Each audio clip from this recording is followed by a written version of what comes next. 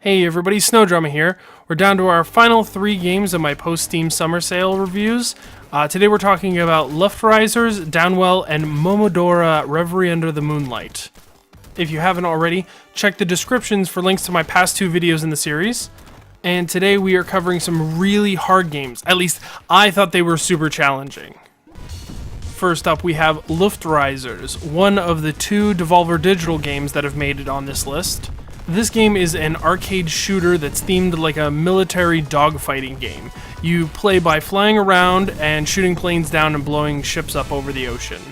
The controls are really solid. You press up to fly forward, left to turn your ship left and right, and the only really thing I could have asked for is to have an alternate control scheme that has a throttle up button, and then the axis stick, the analog stick, actually points you in the direction that you want to fly in, instead of holding up to fly forward. That being said, I haven't had any problems playing with the existing controls. Being an arcade-style game, this game is extremely hard and you will die a lot. That's kind of part of the fun though. Each part of the ship has some kind of quirk or something like that. For example, one of the bodies is heavily armored and turns slower than the base body. One of the guns is a laser instead of shooting bullets. One of the propulsion systems uses bullets instead of a jet. Each of these has some kind of achievement that unlocks new parts of the ship. For example, kill 10 ships in one life, or kill 100 enemies in total. Completing these unlocks new achievements and sometimes new plane parts. This is the progression system in the game. Overall, this game is extremely fun. It's an arcade game for arcade game junkies, and it's a game for anyone who's looking for a short and sweet experience that they can play in about 10 minutes and just stop whenever they feel like. The next game we have is Downwell. This is one of the games that's also published by Devolver Digital, and it's another arcade-style game.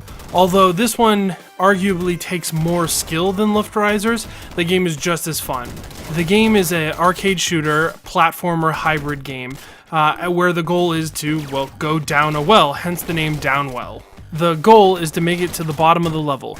You have limited health, and when you die, you have to start all over from the beginning. To combat dying, you have a gun, and you can jump on enemies. Every so often down this procedurally generated level, you'll find little pockets in the walls. These contain different types of guns, such as the one that splits into 3 bullets, a shotgun that shoots like 12 bullets straight down, and one that angles in the direction that you're moving. The game itself is super simple, but the different types of enemies in each level is what creates the challenge. Overall, the game is another really fun arcade-style game that's super challenging and worth picking up for anyone who's into really hard arcade-style games. I could honestly see this one in an actual arcade cabinet. And finally, we have Momodora Reverie Under the Moonlight.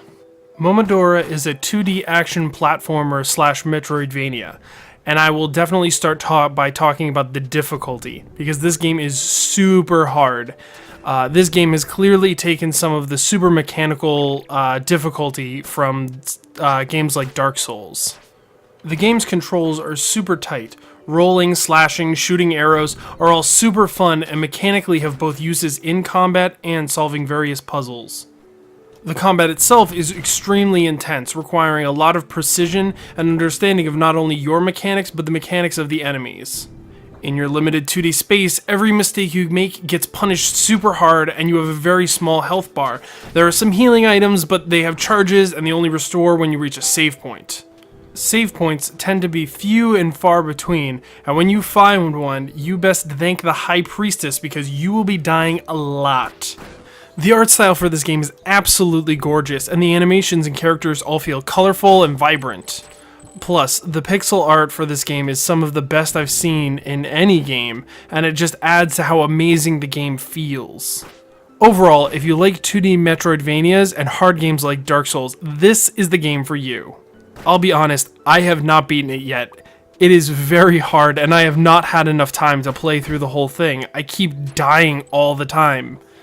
But I have to say, this is definitely my most recommended game that I've picked up in the last few months. It has just been absolutely totally worth it so far. Well, that's it for me, guys. If you liked the video, please consider subscribing and hitting that thumbs up button. It helps me out a ton. I do new review content every Friday, so definitely subscribe if you want to see more of my reviews. I also don't have any games on the plate right now, so if you have a request for a specific game you would like me to review, let me know in the comments. And that is it for my 2016 Steam Summer Sale reviews.